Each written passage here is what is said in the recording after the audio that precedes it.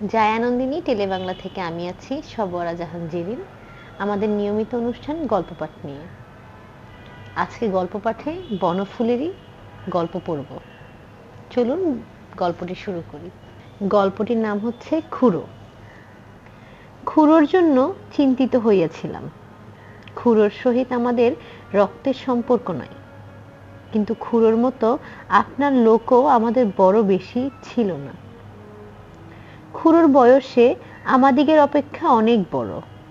চুল গোপ পাকিয়া পাকিয়া নিজেরই বেকু বনিয়া গিয়াছে।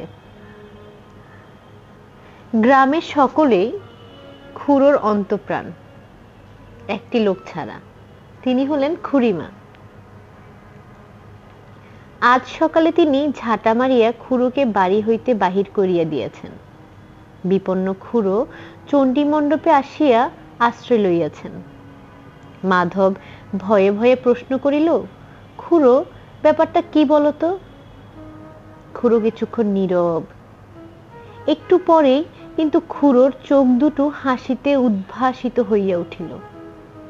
হাসিয়া হাসিয়া কহিলেন, লেপ তোষক ছিঁড়ে গেছে, তা আমি কি করব বলো দেখি?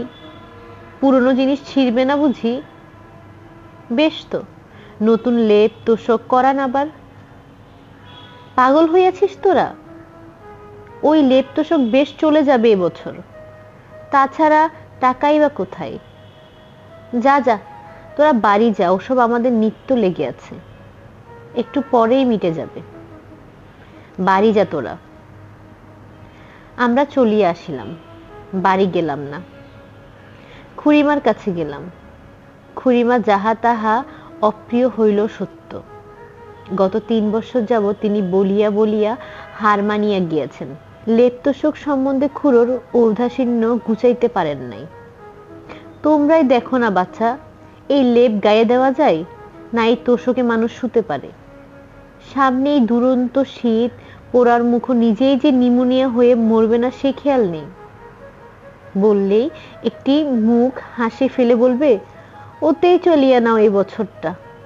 ঝাঁটা মারি অমন হাসি মুখে। লেপ তোষকের অবস্থা দেখিলাম সত্যি জরাজীর্ণ। নবাবগঞ্জের জমিদার মৃত্যু হওয়ার পর হইতে খুড়োর অবস্থা সত্যি খারাপ হইয়াছে।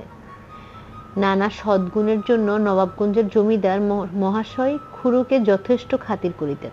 তাহার প্রদত্ত 5 বিঘা লাকড়া জমি হইতেই খুড়োর গ্রাম ছতন্ন চলে। তাহার জীবিতকালে খুড়োর আমৃত্যু অভাব তিনি মিটাইতেন।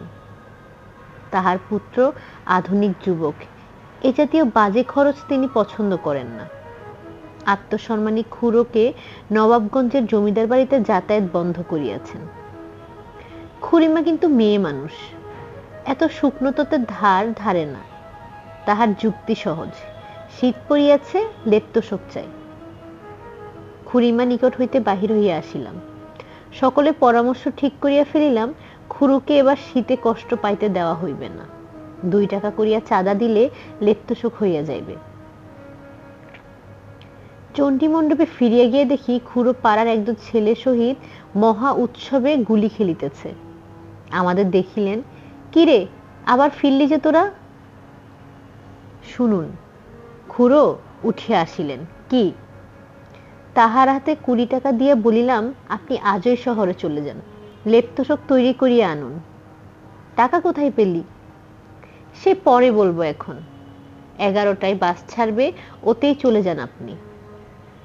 সন্ধে নাগাদ হয়ে যাবে লেপ তোষক, রাত 9টার বাসে ফিরতে পারবেন। যান যান। তার মানে? না না, যান আপনি, ও লেপ তোষক এবছর আর চলবে না, আপনি চলে যান, বুঝলেন? খুড়োর হাতে নোট 2টা গুজিয়া দিয়া আমরা চলিয়া আসিলাম। একবার পিছু ফিরিয়া দেখিলাম, বিস্মিত খুড়ো নোট 2টা হাতে করিয়া দাঁড়াইয়া আছে। সন্ধ্যা উত্তীর্ণ হইয়া গিয়াছে। ভাবিলাম, খুড়ো নিশ্চয়ই এতক্ষণে ফিরিয়াছেন। দেখিয়ে আসা যাক কি রকম লেপ তোষক হইয়াছে। খুড়োর বাড়ির দিকে অগ্রসর হইলাম। বাড়ির কাছাকাছি যাইতে শুনিলাম খুড়িমা তার স্বরে চিৎকার করিতেছে, ব্যাপার কি? আমি বাড়ি ঢুকিতেই খুড়ো হাসিয়া বলিলেন, দেখ তো ভাই, জিনিসটা ভালো হয়নি। 18 টাকা এমন জিনিস কি পাওয়া যায়? দেখি খুড়ো একটি সেতার হাতে বসিয়ে আছে, লেপ তোষক আর আনে নাই। শুনছিলেন বনফুলের ছোট গল্প খুড়ো। আশা করি আপনাদের ছোট গল্পটি অনেক পছন্দ হয়েছে। আপনাদের সাথে আবার দেখা হবে নতুন কোনো গল্প নিয়ে। ততক্ষণ ভালো থাকবেন। জায়ানন্দিনী টেলিবাংলার সঙ্গে থাকবেন।